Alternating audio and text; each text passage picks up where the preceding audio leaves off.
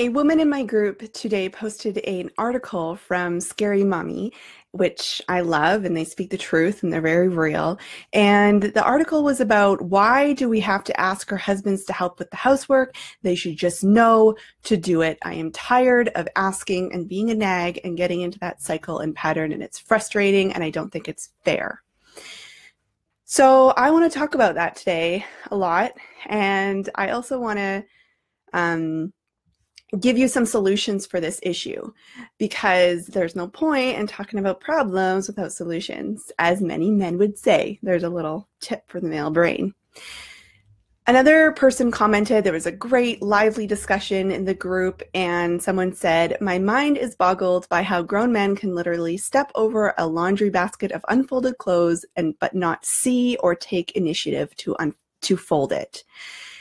Here are some of my philosophies that aren't always popular, but hey, they're the truth, and they're what accepting some of these things are what gets you to the marriage that you're really craving and want.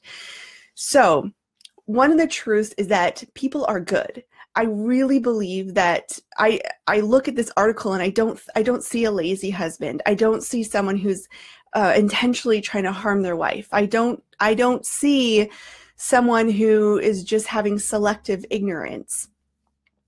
What I see is a person who is not a woman, a person who is a man. And the quicker we can come to that understanding that the genders are different than each other, we're not better than each other, the better we will get. And quite frankly, if I'm very honest, I see women doing this way more than men. Men don't generally pick at their wives because they are thinking the same thing that their wives are thinking. The truth is that this woman said, "I cannot understand. My mind is boggled by how grown men can literally step over a laundry bag of unfolded clothes but not see it." Listen to me. They do not see it, okay? From an evolutionary perspective, we were the ones who had to keep things organized. We had to keep everyone happy. We had to build relationships and build community. We had to think of our children's complex needs in order for them to survive, because little baby humans are, they don't survive on their own like the majority of mammals do. The husbands were out hunting. That was their job. They would provide for the family. If they didn't do that job well, the family would die. They are not biologically programmed to see the laundry basket that they've just stepped over. You making that assumption is really, you're missing out on a lot of intimacy, because you're wasting your time thinking, "I wish he was just another woman." Your husband will not just be another woman, and nor do you really want it, because the truth is that men and women complement each other. And the quicker that we can come to that realization of what each person brings to the marriage and what their strengths are, the better it is. I am not at all saying that women should be in the kitchen and men should be at the work, and they should just come home and the wife should just be in the 50s apron and "How can I serve you, my dear?" Like, not at all. But let me be really specific. This is how we do it in our marriage. For years, we fought about housework, and I was totally in this trap of, why can't he just see what needs to be done? Why can't he just clean the bathroom? Why can't he just do the dishes when I've done dinner? Can't he see it? Does he not care about me? Does he think I'm his slave or his maid? And then gradually over time, I saw my husband's sincerity, and that he was in fact really willing, when I made a request, not a criticism, to help me I don't want to say help me out, because he's not helping me out. He's not babysitting our kids. He's like he's 50%, but he needs my brain, because my brain is really good at holding many different things and juggling different areas of improvement in our home. And my brain is good at seeing that laundry basket on the floor, and my brain is good at knowing that the bathroom hasn't been washed in 2 weeks, and my brain is good at remembering that our daughter's choir practice is coming up and we need to make sure that she's ready for that.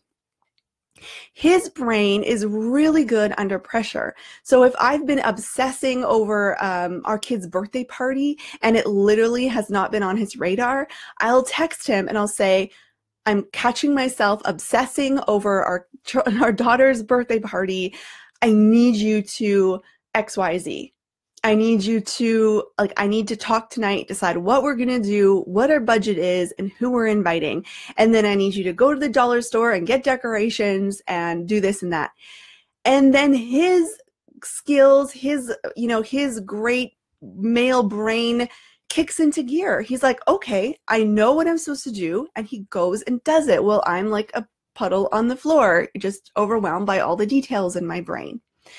So in terms, circling back to housework, the way we've worked it out in our relationship and it works brilliantly. We haven't fought about housework in a very, very long time. And it used to be such an issue, is that we all do housework on the same day on the weekend. Usually it's a Saturday morning after sexy time, and the whole family gets involved in the cleaning. We have different sections of our home. So my husband always does the kitchen, the living room, the vacuuming, the floors, and the carport.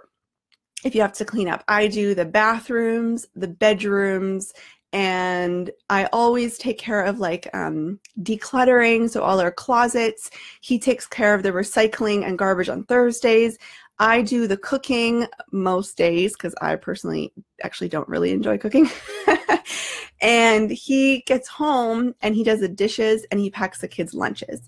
And laundry, which we both hate with equal passion, we both do together, or quite frankly, it's just stuck in one stage of the laundry. Like right now, our living room is covered with clean clothes, but they need to be put away. So how can you call on each other's strengths, and how can you see each other as you complement each other? You're not better than each other. And how can you get around that feeling, that interpretation you're making that he sees the laundry basket, but he's choosing to ignore it? I would really like to offer that he literally doesn't see it, or it's not, okay, are you thinking about this is so stereotypical, but let's be real here. Are you thinking about when the car was last changed, like how the oil was? Or are you thinking about, I don't know, that's a stereotypical thing. Let's go with that.